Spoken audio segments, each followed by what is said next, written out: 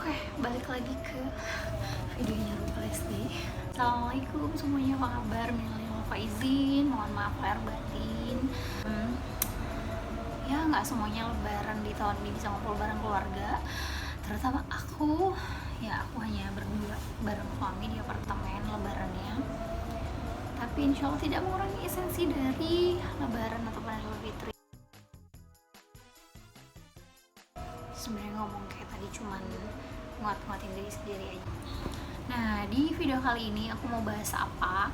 Ini challenging banget videonya karena aku mau bahas tentang karir, tentang apa yang harus kalian lakukan ketika kalian sudah mendekati semester akhir di satu farmasi ataupun di profesi apoteker. Nah, kalian mau kemana nih bawa masa depan kalian? Apakah mau langsung bekerja untuk yang selesai S1 atau mau lanjut profesi apoteker, atau teman-teman yang sudah sekarang lagi kuliah profesi apoteker mau langsung bekerja? Nah, semoga di video kali ini itu kalian bisa dapat gambaran kalian itu masih mau lanjut kuliah atau mau langsung bekerja. Dan ini based on pengamatan aku ya, boleh nanti kalian dapat referensi dari yang lain, enggak berarti yang aku lakukan dan yang aku rekomendasikan ini wajib atau mutlak kalian lakukan, karena ini adalah bentuk sharingnya aku dari pengalaman aku.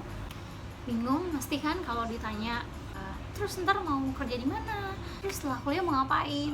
Nah, I feel it, aku pun ngerasain kebingungan itu tuh pas aku di semester akhir setelah satu farmasi ini aku mau ngapain sih gitu, mau langsung kerja atau mau langsung ngambil profesi apoteker. Karena ya sama nih kayak kalian sekarang, belum ada yang meng-guide, belum ada yang benar-benar menjelaskan nih setelah S1 farmasi ini mau kemana jalannya, terus mau langsung berkarirnya seperti.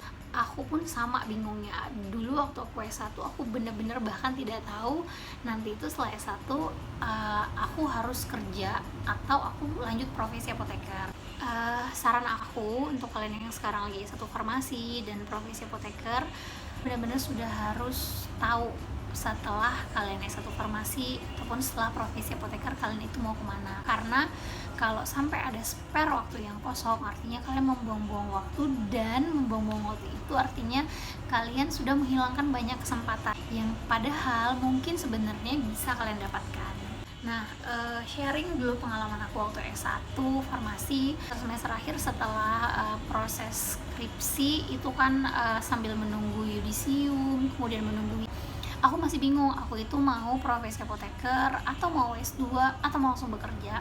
Akhirnya di tengah kebingungan karena nggak ada yang guide, nggak ada yang ngarahin dan menjelaskan, aku nekat untuk mencoba mengambil pekerjaan part time. Waktu itu aku ketemu dengan seniorku, baik banget, namanya Mbak Rati.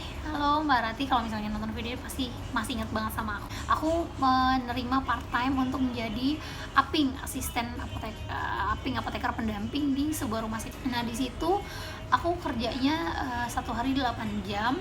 Nah, jalan 1 bulan pertama aku masih enjoy banget, masih happy banget, seneng gitu, kayak oh ini nih resep dari dokter syaraf tuh seperti dari dokter tulang tuh seperti ini. Dokter masing-masing dokter spesialis punya karakter resep dan obat yang berbeda, dan aku mau pelajari itu setiap harinya.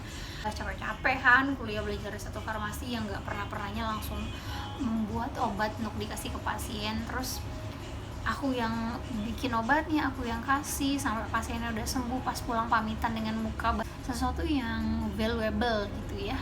Tapi di bulan ketiga, di bulan keempat aku mulai kayak ngerasain apakah ini yang beneran aku cari itu ketika aku lulus S1 farmasi gitu. Aku mulai ada tanda-tanda tanya lagi gitu, cukup nggak ya kayak gini gitu, karena masih pengen belajar gitu, masih banyak yang pengen aku ketahui. And then aku akhirnya memutuskan untuk mengambil profesi apoteker. Nah, ternyata setelah lulus S1 farmasi terus langsung bekerja itu punya sensasi tersendiri gitu. Segala kesulitan profesi apoteker tuh aku ada pernah itu di satu titik di 2 atau 3 bulan pertama kuliah itu, kalau menurut aku sih itu ada benernya, tapi ya memang kuliah farmasi maupun profesi apoteker itu ya susah gitu. Mulai mengerti dunia keapotekeran itu berat banget dan susah banget. Itu pengalaman pertama aku bekerja di sebuah rumah sakit swasta. Terus aku lanjut profesi apoteker. Ketika aku udah masuk semester 2, itu udah mulai PKPA, profesi kerja praktek apoteker. Nah, di situ aku dapet area PKPA-nya di PT Novel. Dia sangat terkenal juga di Indonesia. Di PT Novel itu aku digaji PKPA-nya 1 bulannya kurang lebih sekitar 1.500.000. Di situ aku bareng ada sekitar 4 sampai 5 temanku satu tim. Cuman bagiannya beda-beda. Nah, kebetulan aku ditaruhnya di unit registrasi obat. Nah, alhamdulillahnya lagi deh, ya memang rezeki ya. Produk yang sudah keluar dari manufacturer, yang sudah dibuat nih di pabrik, sudah digodok formasinya di pabrik, terus bisa diedarkan, itu harus dilakukan pendaftaran dulu secara resmi ke Badan POM. Daftarkan produk yang sudah jadi, obat yang sudah jadi ke Badan POM sebelum produk tersebut diedarkan.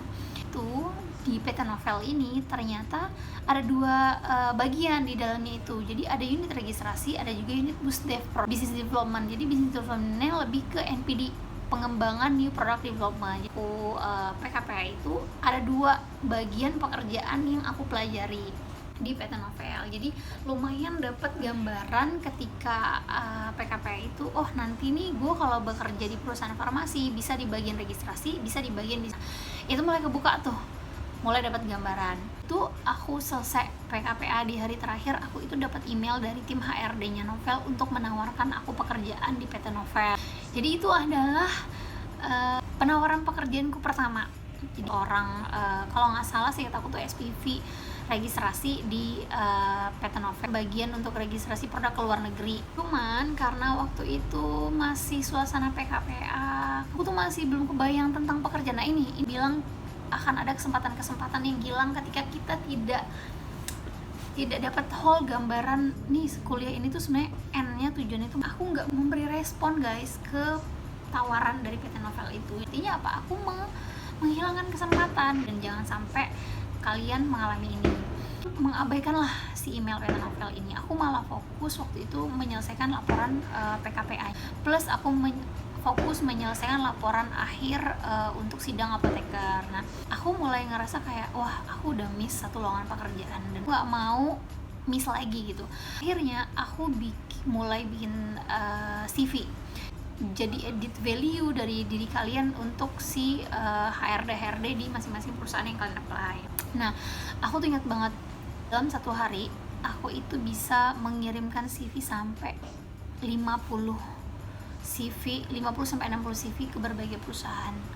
Aku nggak tahu bagian apa yang aku apply, itu salah banget. Jadi terus aku ditelepon sama HRD-nya untuk ikutan interview, dan benar-benar tahu bagian yang aku apply itu adalah divisinya adalah procurement. Itu 10 menit sebelum aku dipanggil ke dalam interview sama usernya, sama HRD. Dan itu luar biasa, deg-degannya luar biasa, takutnya karena udah menguasai ini tuh apa gitu. Yang aku baru ketahui di dunia industri farmasi, bagian pekerjaannya adalah registrasi dan business development. Procurement itu tidak tahu semua. Modal 10 menit guys, aku googling. Jadi detik itu aku googling yang harus dikuasai menjadi seorang procurement, seorang apoteker procurement itu seperti apa, kerjanya procurement itu seperti apa. Itu kesalahan-kesalahan yang aku bikin, dan jangan sampai kalian juga melakukan kesalahan-kesalahan seperti itu. Interview dan HRD, langsung lanjut siangnya psikotes. Saya itu jam 5-an gitu psikotesnya, dan aku nggak boleh pulang, nunggu untuk langsung interview sama user. Artinya aku lulus tes psikotesnya. Alhamdulillah Desa Medica secepat itu sih, untuk sistemnya udah sangat very well, udah established company kak. Nah, dalam kondisi lapar, dalam kondisi capek, dan dalam kondisi kosong tentang bekerja sebagai seorang apoteker, aku langsung interview sama user hari itu. Bayangin, itu gak ada persiapan sama sekali. Dan yang interview aku waktu itu langsung manajer plus head unitnya gitu. Jadi head unitnya kebetulan di Desa Medica itu adalah ownernya langsung. Guys, anak baru, gak ngerti, dan itu ngeide aja. Di ruangan tersebut dipanggil lah, selanjutnya ada kandidat yang selanjutnya yang interview. Itu gak nyampe 10 menit dia keluar dalam kondisi keadaan nangis. Menurut aku pada saat interview itu memang aku kayak ditekan, kayak dipres sampai titik mana aku bisa menerima penekanan gitu kan. Aku akan ketemu, aku akan bernegosiasi, aku akan banyak berurusan dengan orang-orang luar negeri yang notabene nanti akan menekan aku gitu. Selanjutnya pun keluarnya nangis, hanya aku yang gak nangis. Aku malah kayak jadi emosi gitu loh, masa gini aja ditanyain. Atau pulang dalam kondisi yang sebenarnya aku kesel pulang interview itu, karena kayak kayak ngerasa underestimate gitu loh, kayak nggak mikirin ya udahlah, kalau keterima alhamdulillah, kalau nggak juga nggak, aku fokus lagi buat ngerjain laporan.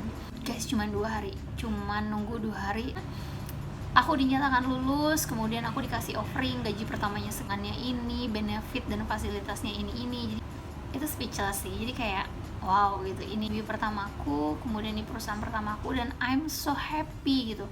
Akhirnya aku memilih Riksa Medica sebagai pekerjaan pertamaku. Aku udah langsung diminta bekerja seminggu kemudian, padahal posisinya aku statusnya masih mahasiswa apoteker UI. HRD-nya itu sudah menjelaskan, gak apa-apa, nanti ketika kamu harus izin untuk sidang, izin untuk sumpah, izin untuk wisuda profesor, itu untuk yang penasaran gimana sih cara. Aku sih yakin sih sejauh ini selalu ada banyak lowongan pekerjaan buat farmasi, selalu banyak lowongan pekerjaan buat apoteker. Even kalian yang S1 langsung mau bekerja, ataupun yang profesi apoteker mau langsung bekerja, itu ada banyak. Hanya saja kalian mau mempelajari itu atau tidak. Itu aja, thank you for watching. Jangan lupa di subscribe, jangan lupa di likes, dan kasih tahu aku via komen apa sih yang jadi kegalauan kalian sekarang. Itu aja. Makasih udah nonton ya. Dadah, assalamualaikum.